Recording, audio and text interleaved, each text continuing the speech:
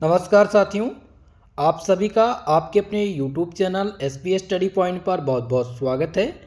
आज की ये वीडियो बीएससी 6 सेमेस्टर के छात्र छात्राओं के लिए है, जिसमें आज हम बॉटनी पेपर फर्स्ट के मोस्ट इम्पॉर्टेंट ऑब्जेक्टिव प्रश्नों पर चर्चा करेंगे।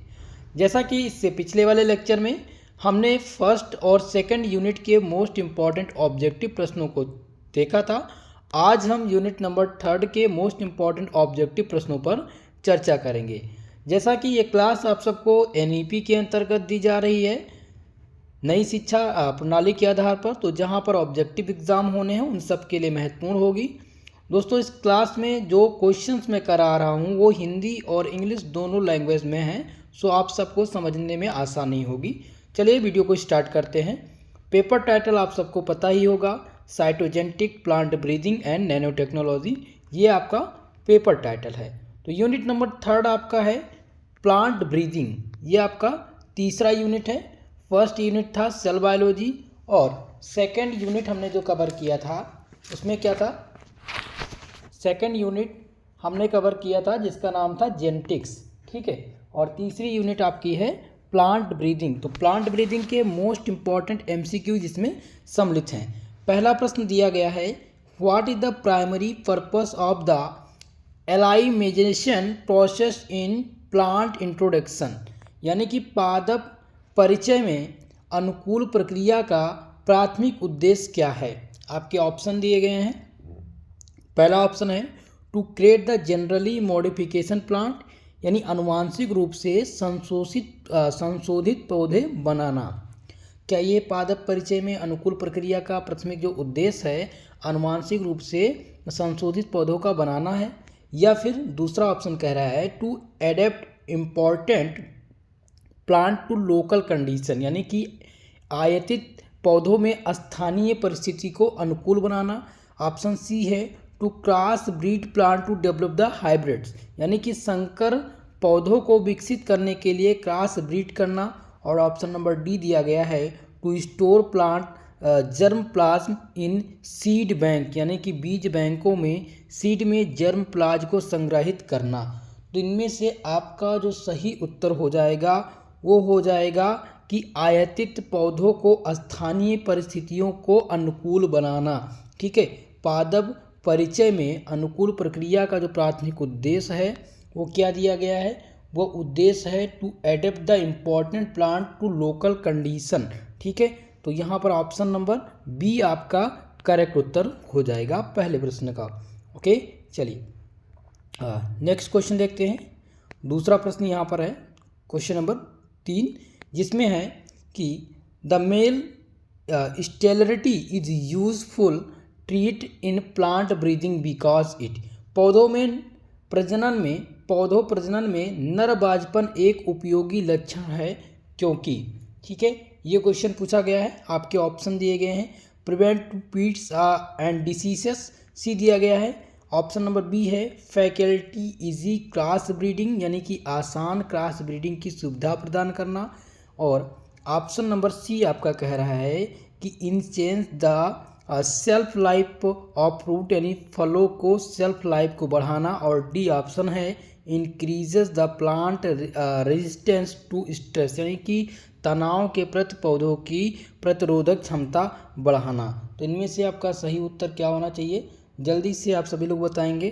तो इसमें से करेक्ट उत्तर हो जाएगा ऑप्शन नंबर बी फैकल्टी ऐसे क्रॉस ब्रीडिंग, यानी कि आसान क्रॉस ब्रीडिंग की सुविधा प्रदान करना।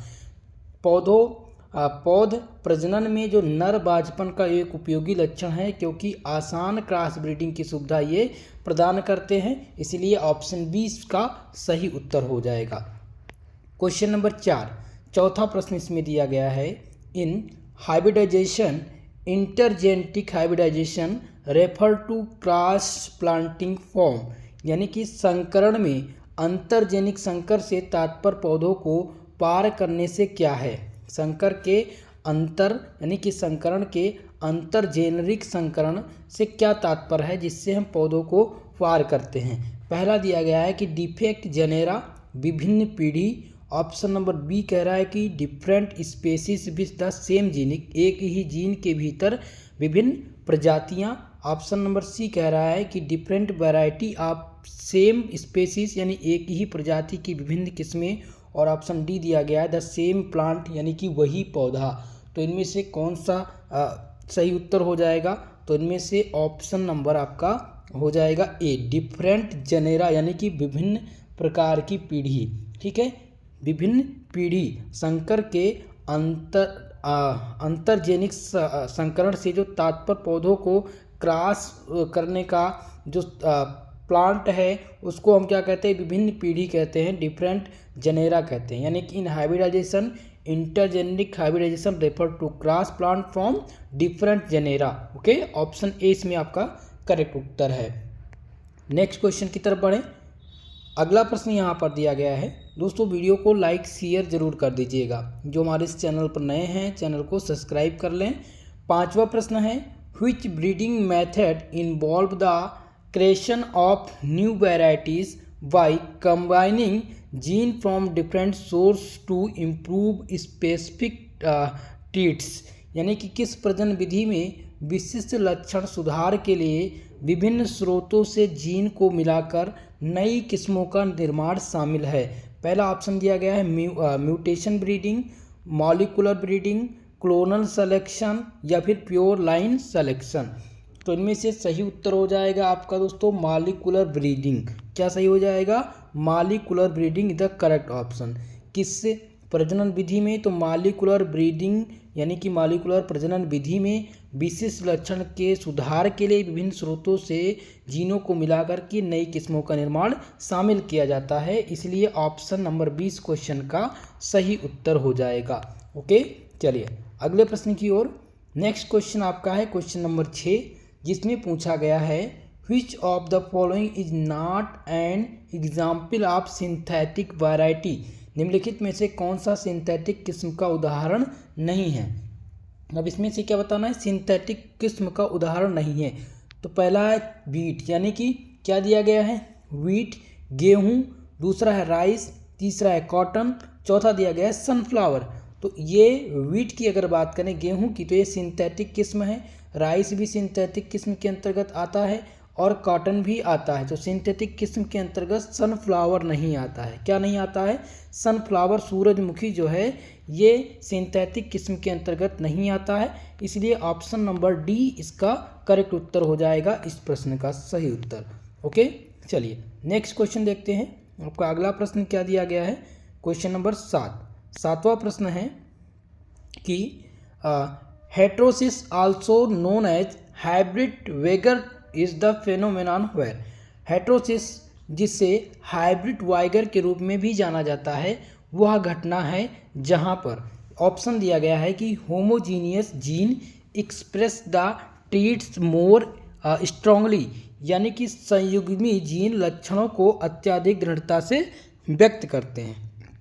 दूसरा ऑप्शन है heterogeneous gene expresses the traits more strongly, यानी कि विषम युग्मी जीन लक्षण को अत्यधिक दृष्टि से क्या करते हैं? व्यक्त करते हैं। सी ऑप्शन कह रहा है कि mutated gene exhibit increasing resistance, यानी कि उत्परिवर्ती जीन बढ़े हुए प्रतिरोध का प्रदर्शन करते हैं। और ऑप्शन डी कह रहा है कि generally modified organisms show improvement growth. ठीक है, तो करेक्ट उत्तर इसमें से क्या हो जाएगा क्वेश्चन नंबर 7 का?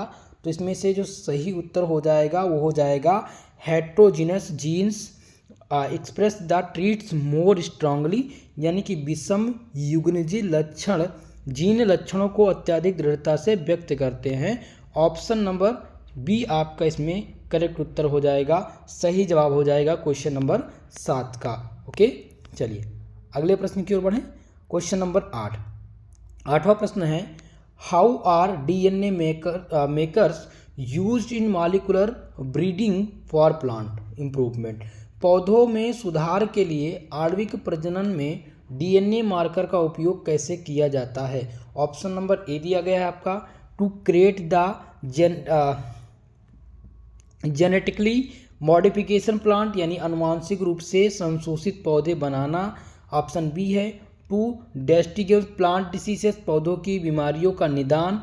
ऑप्शन नंबर सी है to identify the select plants with desired traits, यानी कि वांछित गुणों वाले पौधों की पहचान करना और उनका चयन करना। ऑप्शन नंबर डी है to improve photosynthesis in plant, पौधों में प्रकाश संश्लेषण में सुधार करने के लिए। ठीक है, तो करेक्ट उत्तर क्या हो जाएगा क्वेश्चन नंबर 8 का? इसका जो करेक्ट उत्तर हो जाएगा वो हो जाएगा to identify and select plant with desired traits, यानी कि वांछित गुणों वाले पौधों की पहचान करना और उनको चयन करना। पौधों के सुधार के लिए आणविक प्रजनन में डीएनए मार्कर का जो उपयोग किया जाता है वो वांछित गुणों वाले पौधों की पहचान करना और उनका चयन करने के लिए किया जाता है, इसलिए ऑप्शन सी इसका सही उत्तर हो जाएगा।